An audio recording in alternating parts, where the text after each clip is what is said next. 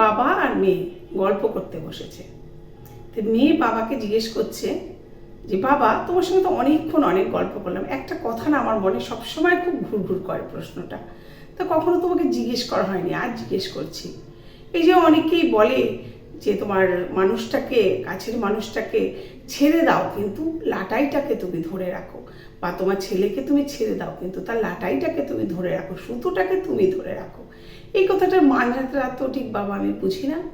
তখন বাবা বললো, বুঝিস না? ঠিক আছে শোন তাহলে তোকে বলছি। বাবা বললো যে দেখ, একটা ঘুড়ি আমি ওড়াচ্ছি, লাটাইটা কিন্তু আমি হাতে নিয়ে ওড়াচ্ছি। এই বলে বাবা বললো, চল দেখবি তুই কি করে ঘুড়ি ওড়াতে হয়, কি করে কি হয়। তো বাবা মেয়েকে নিয়ে চলে গেল মাঠে। বাবা কি করলো, ঘুড়িটাকে ওড়াচ্ছে, লাটাইটা হাতে নিয়ে রয়েছে। ঘুড়িটা অনেক দূর অব্দি উঠছে, দূর অব্দি উঠছে, এদিক ওদিক পাক খেতে খেতে ঘুড়িটা অনেক দূর অব্দি যাচ্ছে, কিন্তু সুতোটা তার হাতেই রয়েছে। তখন বাবা মেয়েকে বললো, এই দেখ সুতোটাকে আমি ধরে আছি, কিন্তু ও যত দূর অব্দি যাচ্ছে আমি কিন্তু ওকে দেখতে পাচ্ছি, আর ও যে উঠছে সেটা আমার চোখে পুরো দেখা যাচ্ছে, ও যে এদিক ওদিক পাক খাচ্ছে সেটাও কিন্তু আমি দেখছি। কিন্তু যখন আমি দেখ এই যে সুতোটাকে যখন আমি ছিঁড়ে দেবো, মানে আমার হাতেও সুতোটা আর থাকবে না, তখন কি হয় এবার তুই দেখ। এই বলে উনি ঘুড়ির সুতোটাকে ছিঁড়ে দিল লাটাইয়ের থেকে। দেওয়ার পরে দেখা গেল ঘুড়িটা কোথায় চক্কর খেতে খেতে কোথায় গিয়ে পড়লো তাকে আর দেখা গেল না, মানে কোন তলানিতে গিয়ে যে সে ঠেকলো তাকে আর চোখে দেখা গেল না সে কোথায় গেল।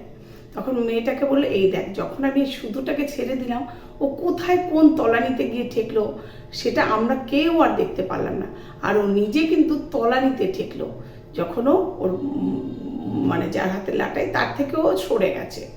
তো সেই রকমই বাড়ির মানুষদের হাতে যখন কোনো মানুষের সুতো থাকে, মানে সেই বাড়ির মানুষটা কোথায় যাচ্ছে কি করছে সেগুলো যখন সেই তার কাছের মানুষগুলো দেখে, তখন সে কিন্তু কখনোই কোনো খারাপ কাজ করতে সাহস পায় না।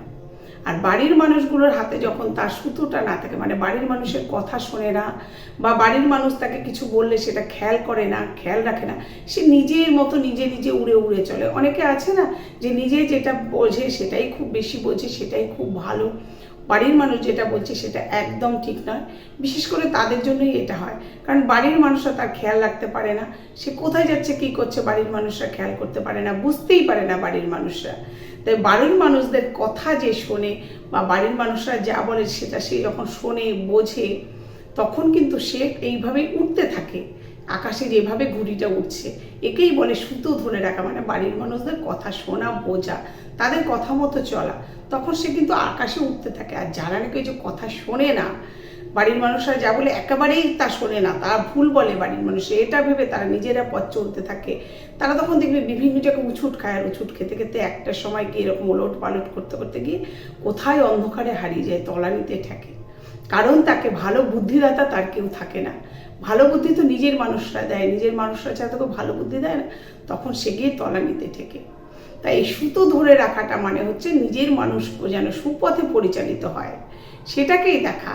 এই সুপথে পরিচালিত করা মানুষগুলোকেই বলা হয় সুতো ধরে রাখা।